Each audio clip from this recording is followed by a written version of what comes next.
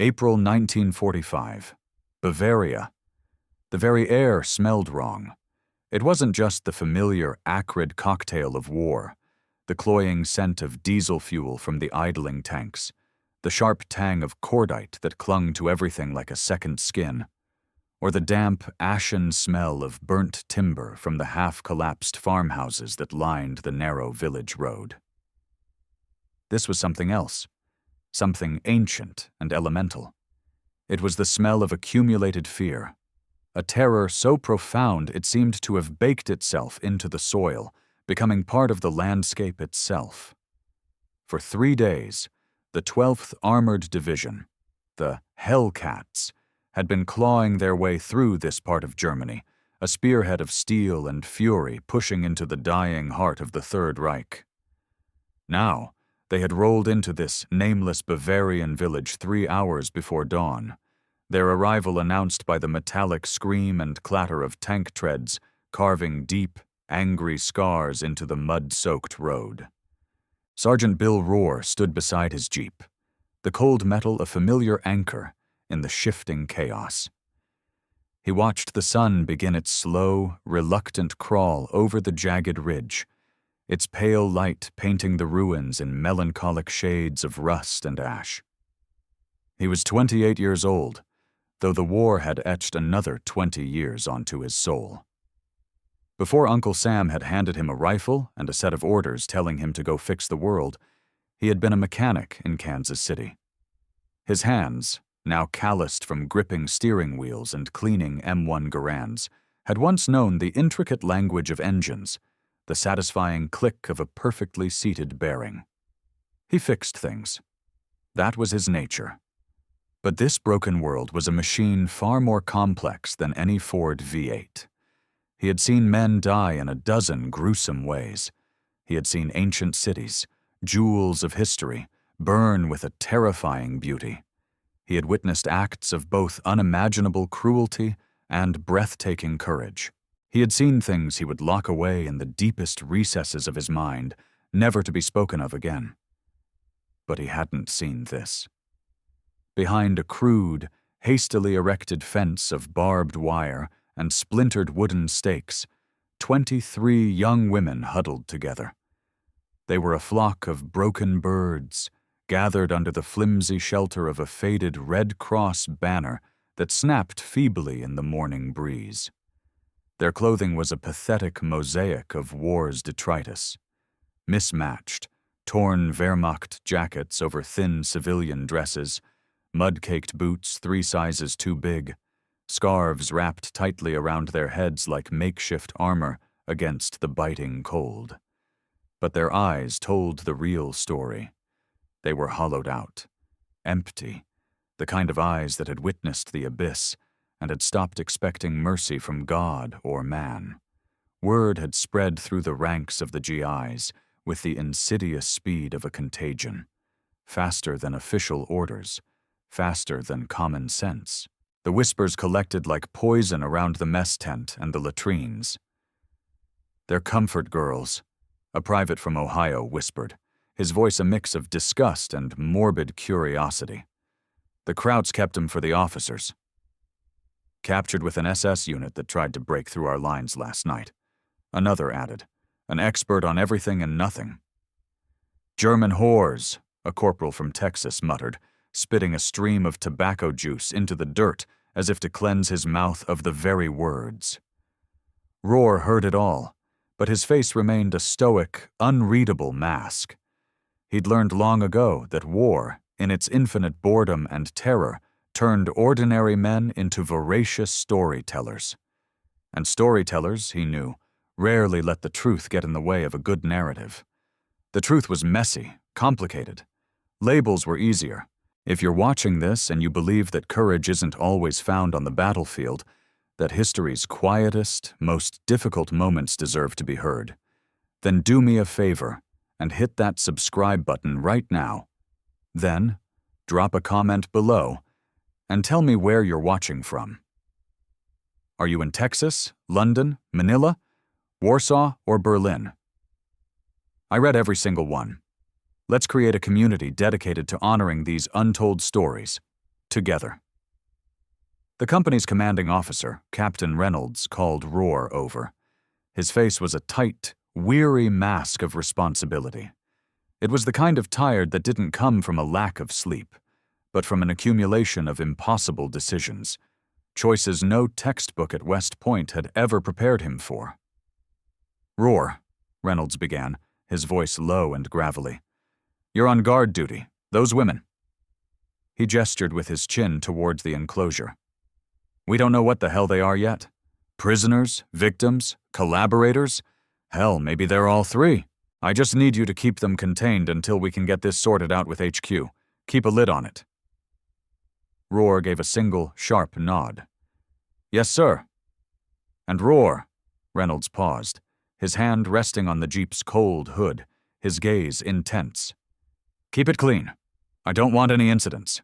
The men are jumpy. We're liberators, not conquerors. You make sure they remember that." "Understood, sir," Roar said. But as he walked toward the barbed wire fence, the damp earth squelching beneath his boots, he wondered if the women huddled inside that tent even knew the difference anymore. To them, were all uniforms not just different shades of the same nightmare? The man tasked with bridging the gap of language was Corporal Jack Hines. He was 22, with a face that hadn't yet fully shed its boyish softness, despite everything he'd seen. Born to German immigrant parents in Ohio, he spoke the language like a native, a skill that made him both invaluable and an object of occasional suspicion. His accent, however, had vanished years ago, scrubbed clean by American schoolyards and the relentless pressure to belong. Jack stood beside Roar as they approached the tent. The wind pulled at the canvas, making it snap and groan like a broken sail on a doomed ship. "You ready for this?" Roar asked, his voice quieter than usual. Jack swallowed hard, the movement visible in his thin neck. "I've translated interrogations of SS officers, supply orders, surrender documents. But this—" He shook his head. "I don't even know what to call them." "People," Roar said, his voice firm but gentle. "Start there. Just people." They stepped inside. The silence that met them was immediate and oppressive. It was a physical weight, thick with fear and distrust.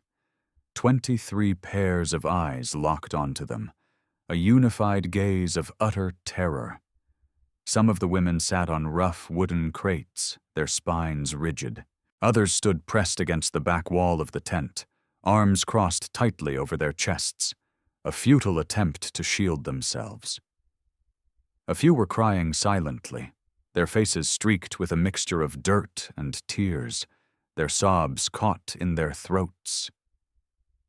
And then one woman stepped forward. She was tall, with sharp cheekbones and a mane of blonde hair, matted and dirty but still defiant. Her eyes, a startling blue, burned with a desperate fire, something between raw terror and the last embers of defiance. Her voice, when she spoke, was cracked and rough, but it carried through the silent tent. "We won't take our clothes off," she shouted in broken, heavily accented English. The words hung in the air like a live grenade with the pin pulled. Roar froze in place. Jack's mouth opened, but no sound came out. The spell was broken. The other women began to murmur amongst themselves, a low, panicked hum of German and Polish and French. They clutched each other for support. One woman, no older than a girl, collapsed to her knees, her face in her hands, her body racked with deep, agonizing sobs. Roar reacted instantly. He raised his hand slowly, palms out, the universal gesture of peace. "Nobody's asking you to," he said, his voice calm and even. But the blonde woman, Greta, he would learn later, didn't believe him. And why would she? For months, perhaps years, men in uniforms had been asking her, forcing her, to do unspeakable things. Why would these new men, with their different helmets and different language, be any different? She backed away, trembling, Her fists clenched so tight her knuckles shone white in the dim light. "We won't," she screamed again, the words a raw, ragged shield. You cannot make us!" Roar's jaw tightened, a muscle twitching in his cheek. He turned to the two armed guards who had followed him in. "Everyone out," he commanded. "Now." "Sarge, our orders are to—" one of them started. "Out!" Roar's voice was a low growl that tolerated no argument.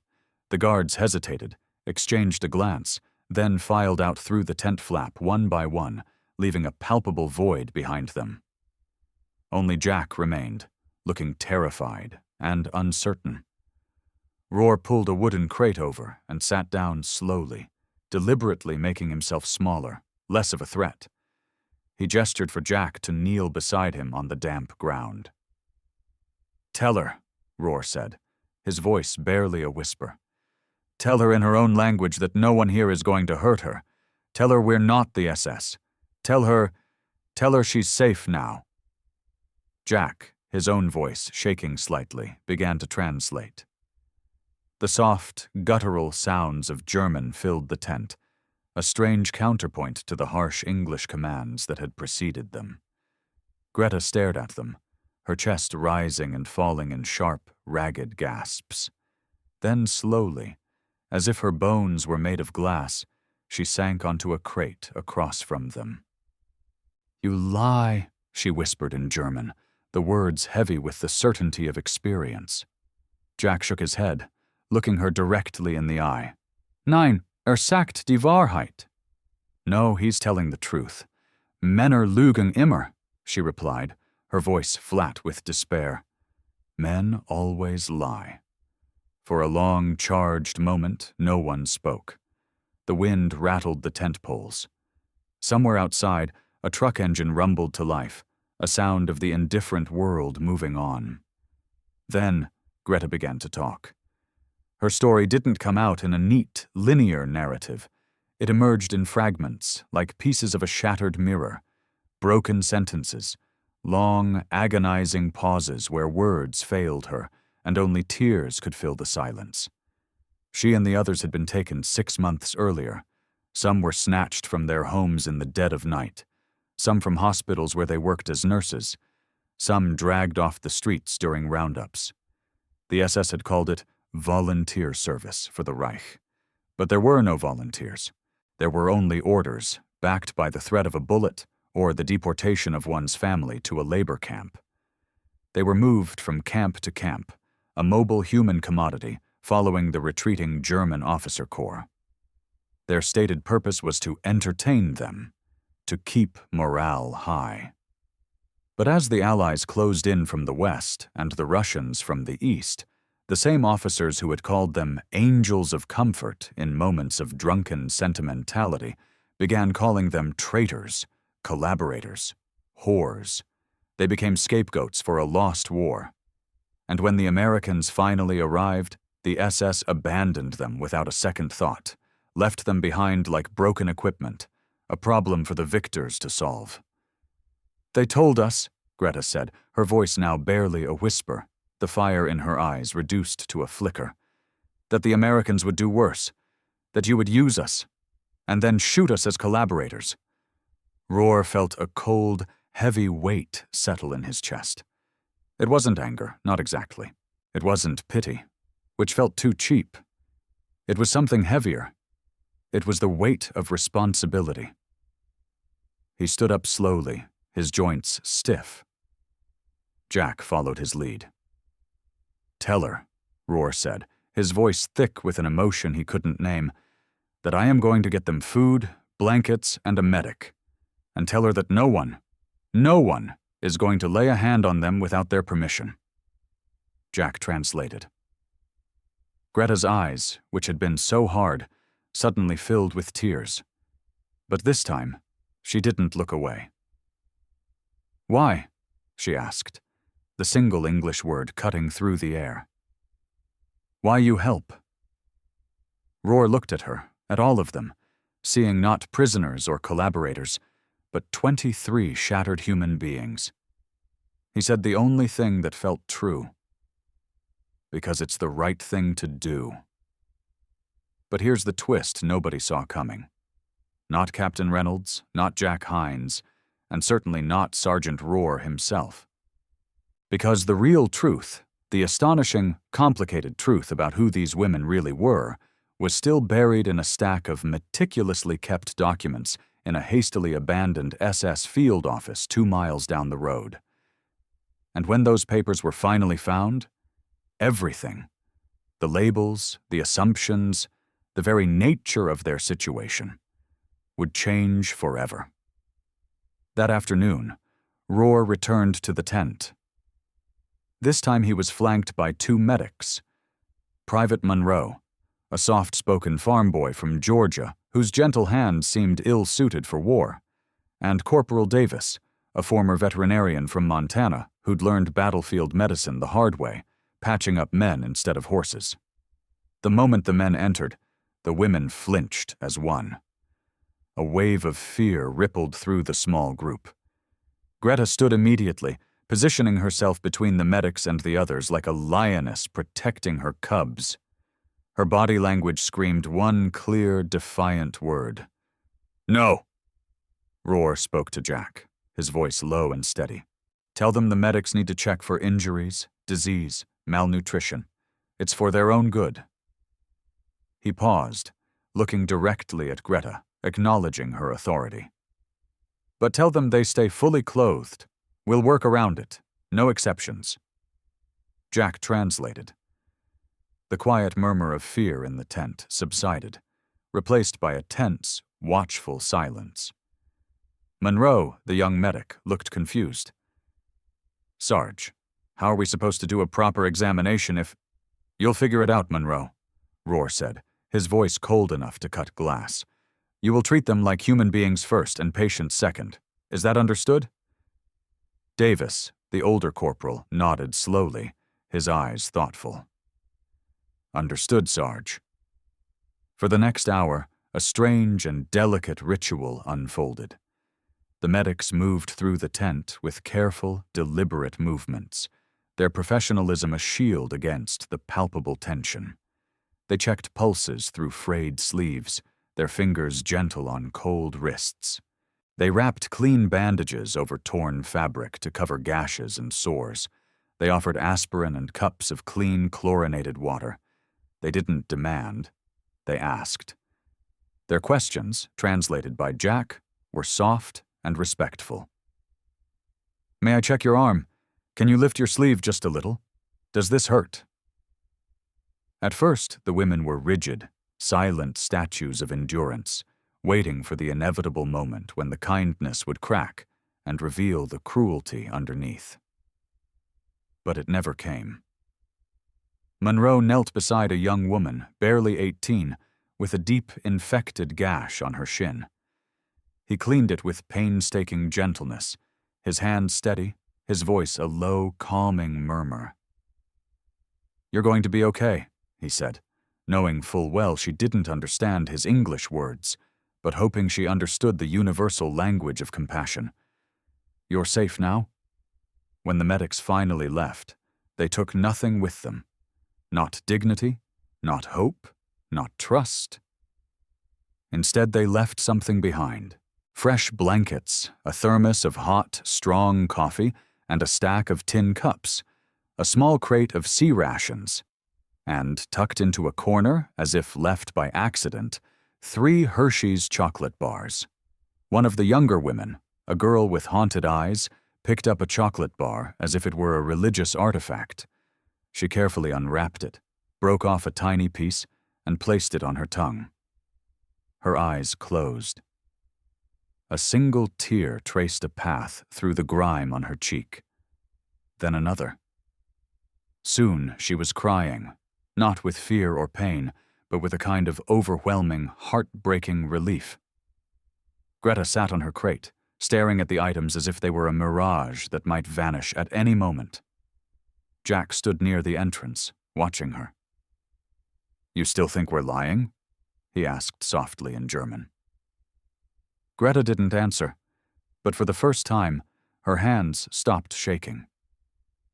That night, Sleep offered Roar no escape. He sat outside his tent, smoking a cigarette he didn't really want, staring up at the vast, indifferent canopy of stars that had watched this war unfold from a safe distance. Captain Reynolds found him there, a silhouette against the dying embers of a nearby fire. "How'd it go?" the captain asked, lighting his own cigarette, the flare briefly illuminating the deep lines of exhaustion on his face. "They're terrified," Roar said, his voice rough. "Not of us, exactly.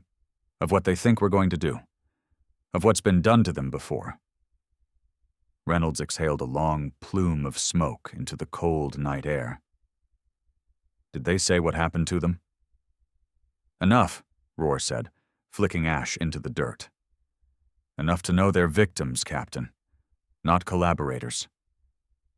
Reynolds was quiet for a long moment, the silence broken only by the distant rumble of artillery. Then he said, "Headquarters wants a full report by morning. Names, backgrounds, identities verified. They're worried about spies. SS women trying to infiltrate our lines." "Spies?" Roar's voice went sharp with disbelief. "Sir, with all due respect, those women are barely holding themselves together. They aren't enemy agents. They're—" "I know what they are, Roar." Reynolds cut him off, his voice laced with weariness. "But until we can prove it with paperwork they can understand, they're classified as POWs. That means they stay in custody, under guard." Roar crushed his cigarette under his boot with a savage twist. "For how long?" Reynolds looked away, toward the dark, ominous shapes of the mountains. "However long it takes." The next morning, Roar made a decision that had nothing to do with orders and everything to do with conscience. He found a bombed-out workshop on the edge of the village. The roof was half collapsed, the walls scorched black and skeletal. But in a far corner, covered in a thick layer of dust and debris, was a sewing machine. It was an old Singer, heavy cast iron, the kind of robust, over-engineered machine that could survive a war. Roar hauled it onto the back of a jeep and drove it to the tent. When he carried the heavy machine inside, the women stared, as if he'd brought them a piece of the moon. "It works," Roar said through Jack, wiping grease from his hands. "I checked it. If you want to mend your clothes or make new ones, you can." Greta stood up slowly. She walked over to the machine, her movements hesitant, almost reverent. She ran her fingers along the cold metal frame, tracing the ornate gold lettering of the brand name. Her eyes, for the first time, were not filled with fear or defiance, but with tears of a different kind. "Why?" she whispered, the same question as before, but with a new tone of genuine wonder. "Because," Roar said simply, meeting her gaze, "you deserve to feel like people again." Over the next 3 days, something extraordinary happened inside that drab canvas tent. A quiet transformation began. The women started to sew. At first, it was just for themselves, mending the rips and tears in their worn-out clothes. But soon, they were mending torn American uniforms for the guards, stitching patches onto jackets for the medics. They took leftover parachute silk, cream-colored, strong, beautiful, and began turning it into dresses. Greta worked the longest hours, her hands moving with a fluid precision, a muscle memory from a life before the war, before the camps, before the fear. She made herself a white dress. It was simple, clean, unadorned, the kind of dress a woman might wear to church on a Sunday morning in a world at peace. When she finished, she held it up to the light filtering through the canvas. The fabric seemed to glow. Jack was there, bringing more thread. He saw the dress, and a rare, genuine smile broke across his face. "Es ist wunderschön," he said. "It's beautiful." Greta looked at him, her voice steady and clear for the first time since they'd met. "If I wear this when I leave here," she said in German, "it will mean I am clean again." Jack didn't know what to say to that. The weight of it was too much for words. So he just nodded. But the storm was already building on the horizon. 2 days later, a convoy of jeeps and trucks arrived from headquarters. They brought military police officers in crisply pressed uniforms and polished helmets, men who had never slept in a foxhole or dug a grave with their bare hands. And with them came a visiting colonel, Colonel Whitaker. He was a thin, sharp-eyed man who saw the world in clear, unyielding categories: ally, enemy, asset, threat. He demanded to inspect the prisoners. Roar stood ramrod straight outside the tent as Whitaker strode inside, Jack trailing nervously at his side to translate. The moment the colonel entered, the quiet hum of activity ceased. The women froze. Whitaker looked at them not as people, but as inventory, his expression that of a man examining livestock. "These are the comfort girls?" he said, his voice clipped and dismissive. "They're victims, sir," Roar said, his voice carefully controlled. Whitaker didn't even glance at him.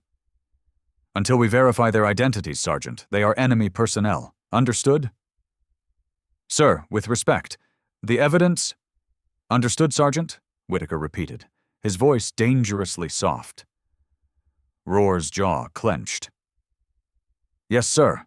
Whitaker turned to the MPs. "Prepare them for transfer. They'll be moved to a holding facility in Munich until this is sorted out." "No." The shout came from Greta. She stood in the center of the tent, the finished white dress clutched in her hands, her eyes burning with renewed fire. "No more camps," she said in her broken English. "No more cages." Whitaker raised a single condescending eyebrow. "Sergeant, control your prisoners."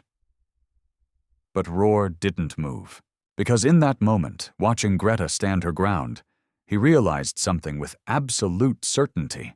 He was not going to let them take these women. Not to another camp, not to another cage, not to disappear into the vast bureaucratic fog of post-war Europe, where people vanished and were never heard from again. Jack saw the look on Roar's face, and his blood ran cold. "Sarge," he whispered, "what are you thinking?" Roar's voice was quiet, steady, and more dangerous than any shout. "I'm thinking," he said, "that some orders aren't meant to be followed." And that's when everything changed. Because 2 miles away, in that dusty, abandoned SS office, an American intelligence officer was about to open a filing cabinet. And inside that cabinet were documents that would shatter every assumption anyone had made about these 23 women. The truth was about to explode. And Sergeant Bill Roar, a mechanic from Kansas City, was about to make the most dangerous decision of his life. The intelligence officer's name was Lieutenant Morris Kaufman, Brooklyn-born, Jewish, 24 years old, with wire-rimmed glasses and ink-stained fingers from cataloging the bureaucracy of evil for 6 straight months. He had seen Nazi records before: deportation lists, execution orders, supply requisitions for Zyklon B. He had seen the cold, neat arithmetic of genocide written in precise German typescript. But the files he found in the abandoned SS office 2 miles from the village made his hands shake. He opened the filing cabinet at 800 hours on April 22nd. By 08:15, he was running, sprinting through the mud toward Captain Reynolds's command post. Back at the village, Roar sat in the mess tent with Jack, drinking coffee that tasted like burned dirt. The MPs had been ordered to wait 24 hours before the transfer. Something about paperwork delays from a higher echelon. Bureaucracy moving at the speed of exhausted armies. But Roar knew it was only borrowed time. "You're really going to do this?" Jack asked quietly, stirring his coffee with the end of a spoon. "Do what?" Roar answered, not looking up. "Don't play dumb, Sarge. I've seen that look on your face before, right before you did something impossibly stubborn. You're planning something." Roar didn't answer. He just stared into his coffee cup as if it held the answers to an unholy calculus of duty and morality. The truth was, he didn't have a plan. Not a real one. He just had a certainty, a bone-deep, unshakable knowledge that if those women got loaded onto trucks tomorrow morning, a part of him would be broken forever. "Jack," he said finally, his voice low, "you ever do something you knew was wrong by the book, but right by everything else?" Jack leaned back, the legs of his stool sinking into the dirt floor. "My whole family's German, Sarge. My grandparents still speak it at home. I spent 2 years getting spat on and called a kraut in the schoolyard before Pearl Harbor. Then I put on this uniform, and suddenly I'm the good German, the useful one." He paused, his gaze distant. "Yeah, I know what it's like when the book doesn't make any damn sense anymore." Roar nodded slowly. Just then, the tent flap burst open. Lieutenant Kaufman stood there, gasping for breath, clutching a manila folder stuffed with papers, as if it were the 10 Commandments. Captain Reynolds was right behind him, his face pale and grim. "Roar," Reynolds said, his voice urgent. "We need to talk. Now!" They spread the documents across a rough wooden table in the command tent. Kaufman's hands trembled as he translated, his voice low and intense. "These aren't German comfort girls," he said, his finger tracing a line of neat German script. "At least half of them aren't. They're political prisoners." Roar leaned forward, his knuckles white on the edge of the table. "What do you mean?" "I mean, they were taken, kidnapped. The SS kept meticulous records because they were paranoid about partisan infiltration." Kaufman pulled out a page covered in official stamps and signatures. "Look, Greta Wolf, age 26, Polish national, nurse, arrested in Warsaw after being accused of treating resistance fighters, sentenced to re-education labor." "That's SS code for slavery," Reynolds finished quietly. Kaufman nodded, his eyes wide behind his glasses. He flipped through more pages, a litany of stolen lives. Elise Moreau, French, taken from Lyon after her brother was caught smuggling Allied pilots over the Pyrenees. Marie Kowalski, Czech. Her entire family was executed for hiding a Jewish family. She was spared because an SS Hauptsturmführer. He couldn't finish the sentence. The tent went silent, the air thick with the horror of it. Roar felt something cold and sharp settle in his chest. It wasn't surprise. It was confirmation of a truth he had already felt in his gut. "How many?" he asked, his voice a rasp. "At least 13 of the 23 are non-German political prisoners," Kaufman said. "The others are German, but their stories aren't much better. Forced recruitment, threats against their families. One was a university student in Munich who refused to join the League of German Girls. Another was a cabaret singer from Berlin who made a joke about Goebbels in a show." Reynolds sat down hard on a crate, running a hand over his face. "So they're not enemy combatants?" "They're not even collaborators," Kaufman said, his voice rising with righteous indignation. "They're victims, prisoners of the regime. The SS classified them as entertainment assets and moved them from base to base like furniture." Roar's jaw clenched so tight he thought his teeth might crack. "Does headquarters know this?" he asked. Reynolds shook his head. "Kaufman just brought this to me. I'm sending a report up the chain right now. This changes everything. These women are displaced persons, victims of war crimes. They should be handed over to the Red Cross, not—" The tent flap opened again. Colonel Whitaker stepped inside, bringing a chill with him. "Gentlemen," Whitaker said coldly, "I've been informed there's been a development regarding the prisoners." Reynolds stood quickly. "Sir, we've just discovered new intelligence. I've read the preliminary summary," Whitaker cut him off, his eyes scanning the documents with unconcealed skepticism. "And I'm ordering an immediate security review until we can verify every single one of these identities, confirm they're not sleeper agents or clever infiltrators using forged papers. They remain in custody." "Sir," Roar said, his voice tight as a wire. "With respect, these women aren't spies. They're victims." Whitaker turned his icy gaze on him. "Sergeant, are you an intelligence officer?" "No, sir."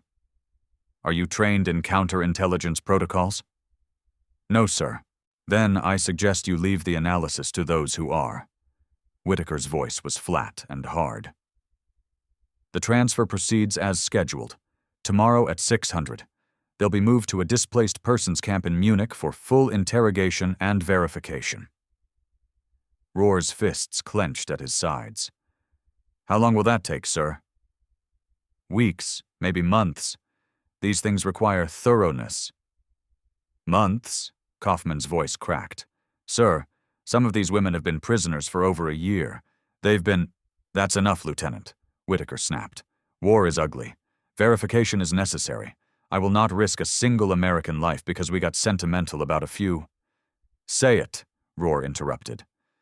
Everyone in the tent froze and turned to look at him. "Say what you were about to say, sir," Rohr continued, his voice low and dangerous, every ounce of his authority as a combat sergeant radiating from him. "Finish that sentence." Whitaker stared at him, his face a mask of cold fury. "You're dismissed, Sergeant." "Say it." "I said you're dismissed." Rohr held his ground for 5 long, crackling seconds. Then he saluted sharply, turned on his heel with military precision, and walked out. But everyone left in that tent knew what had just happened. A line had been drawn, and Sergeant Bill Rohr had just decided which side he was on. That night, Rohr found Jack near the women's tent. The rain had returned, coming down in hard, slanting sheets that turned the dirt roads into rivers of mud. "I need your help," Rohr said quietly, his words almost lost in the downpour. Jack looked at him, rainwater dripping from the brim of his helmet. "This is about tomorrow, isn't it?" "Yeah." "You're going to get court-martialed, you know that?" "Probably." Jack was quiet for a long moment, the rhythmic drumming of the rain filling the silence. Then he sighed. "What do you need?" Inside the tent, Greta sat on her crate, holding the white dress. She'd heard the raised voices from the command tent earlier, seen the colonel storm out, felt the tension in the air like a coming storm. One of the younger women, Marie, the Czech girl, whispered in German, "They're going to move us again, aren't they?" Greta didn't answer. She just carefully folded the clean white dress and placed it in a small canvas bag someone had given her. Outside, thunder rolled across the Bavarian hills, and in the mess tent, Sergeant Bill Rohr sat across from Corporal Jack Hines and quietly laid out a plan that would either save 23 lives or destroy his own. "We've got 12 hours, Rohr said. "Here's what we're going to do." But what Rohr didn't know, what nobody in that village knew yet, was that 2 things were about to happen simultaneously. First, a priority radio message would arrive from headquarters that would change the entire official situation. And second, Greta and the other women were making their own plan, because victims of war learn one lesson faster than any other.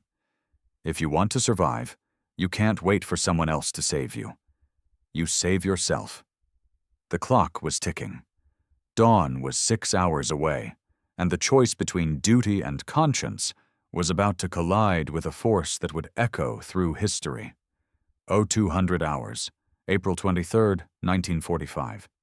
The rain had stopped, but the world was a canvas of dripping, muddy darkness. The ground was soft, treacherous, the kind of mud that swallowed footprints and deadened sound.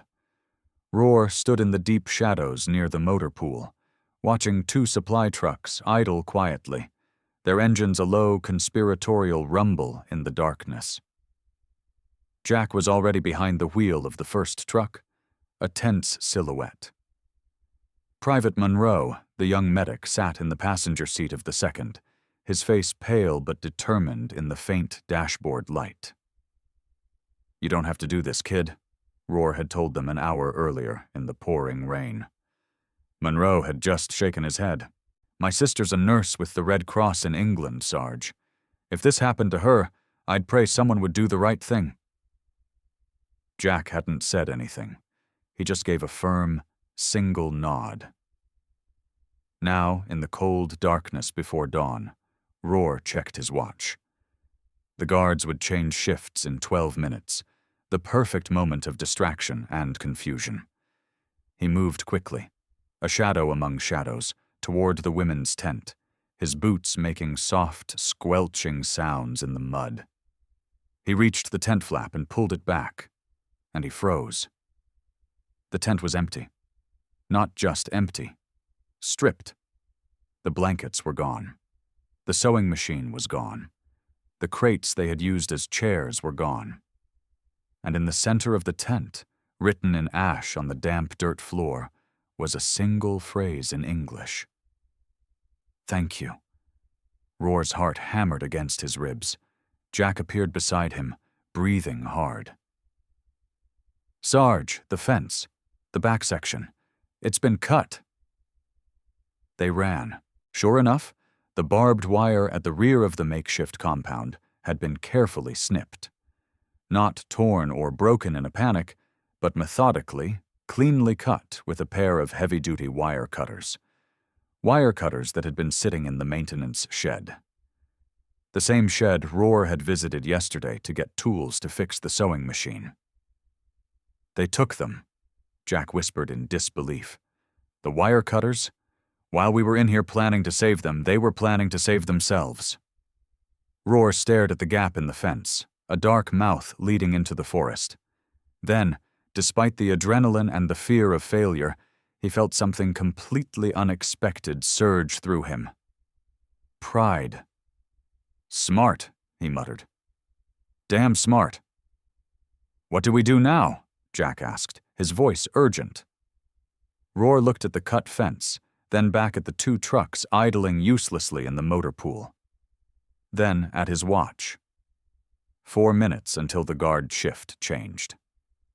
He made his decision in a heartbeat. "We do exactly what we planned," Roar said, his voice regaining its command. "We take those trucks. We drive toward the forest road. And if anyone asks..." He met Jack's eyes in the darkness, a silent pact passing between them. "We were following orders to search for escaped prisoners." Jack understood immediately. "We give them a head start." "Exactly." "And if we don't find them?" Roar allowed himself a grim, fleeting smile. "Then I guess they got away." At 300 hours, 2 U.S. Army supply trucks left the village and drove north on a muddy, rutted forest road. They drove slowly. They stopped frequently. Their headlights swept across empty clearings and the dark, skeletal shapes of abandoned barns. They found nothing. They weren't looking very hard. At 0600 hours, exactly when the transfer was scheduled to begin, they returned to the village and reported that the prisoners had vanished sometime during the night. A thorough search of the immediate area had yielded no results. Colonel Whitaker was incandescent with fury. "How does an entire group of women disappear from a guarded compound?" he shouted at Captain Reynolds, his face purple with rage. Captain Reynolds stood firm, his face a neutral mask. "The guards were following their patrol routes, sir. The prisoners must have planned this carefully, used the storm as cover. I want every man on that guard detail interrogated." "Yes, sir." But the interrogations went nowhere. The guards on the night shift reported no unusual activity. They had seen nothing, heard nothing. The fence had been cut quietly, professionally. Lieutenant Kaufman, still clutching his folder of documents, spoke carefully. "Sir, given that these women are now officially classified as displaced persons and victims of war crimes, perhaps—" "They are escaped prisoners, Lieutenant," Whitaker snapped. "With respect, sir," Captain Reynolds interrupted, his voice calm but unyielding. "They're not anymore. A priority message came through from HQ about an hour ago, confirming your reclassification, Lieutenant. Those documents prove their status. As of 0500 this morning, they were officially refugees under our protection. The implication hung in the air, thick and undeniable. Whitaker's face went from red to a sickly white. Then why didn't you process them properly? Because, Reynolds said quietly, you ordered them held as enemy personnel pending verification, sir. The silence in the command tent was knife-sharp. Whitaker stared at Reynolds, then at Kaufman, then at Sergeant Rohr, who stood at attention in the corner, his face completely, infuriatingly neutral. Finally, the colonel spoke through clenched teeth. File a report. Notify the International Red Cross. If these women surface at a DP camp, we'll sort it out then. Yes, sir, Reynolds said.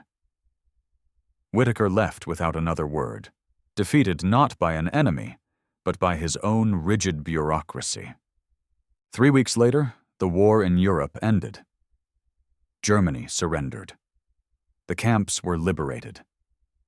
The world began the long, painful process of counting its dead and finding its living. Sergeant Bill Rohr returned to Kansas City in October 1945. He opened a small auto shop on the east side, married his sweetheart, and had 2 kids. He fixed cars. He minded his own business. He never, ever talked about the war. But every year on April 23rd, he would close the shop early. He'd drive out to a quiet lake north of town, sit on the shore as the sun went down, and hold a small, worn piece of cloth he kept in a tin box in his pocket. It was white fabric, strong and smooth, parachute silk. He had found it snagged on the barbed wire fence the morning after the women disappeared. A small, torn piece of Greta's white dress. He never told anyone what it meant, but he kept it for 50 years. In 1995, a historian researching the chaotic movements of displaced persons after World War II found a curious, uncatalogued note in the Salzburg archives.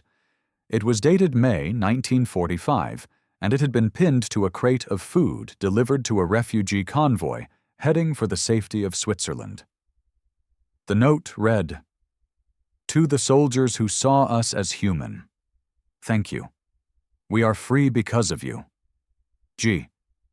There was no official record of who G was, no documentation of 23 women matching their description ever being processed as a group. Some historians speculated they simply blended into the maelstrom of post-war Europe, forging new lives under new names. Others thought they might have been helped by local resistance fighters still operating in the region. The truth vanished into the same fog that swallowed half a continent in 1945. But the story remained. A story of fear turned to trust. Of victims who refused to be victims any longer and became survivors. Of a single soldier who chose humanity over orders. And of women who, when given a needle, thread, and a single moment of dignity, found the strength to reclaim their own freedom. The war had tried to erase them, but they refused to be erased. So here's what I want you to think about tonight. We remember the generals, the battles, the big, map-changing moments of history. But what about the quiet ones? The sergeant who brought a sewing machine to a tent full of terrified women. The interpreter who risked everything to do what was right. The women who refused to wait for rescue and saved themselves. Those stories matter too. In fact, maybe they matter most. If this story moved you, if it reminded you that courage doesn't always wear a medal, that history's greatest moments are sometimes whispers instead of shouts, then do me that favor.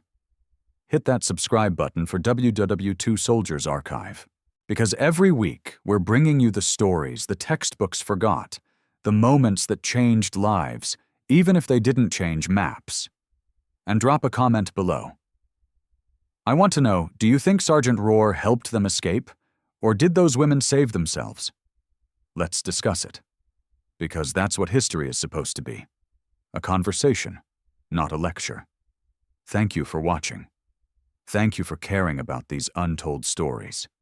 And remember, the world will always need people who choose compassion when cruelty is easier. People like Sergeant Bill Rohr, people like Greta, and those 22 other women who refused to give up. Maybe people like you. I'll see you in the next video. Stay curious, stay human,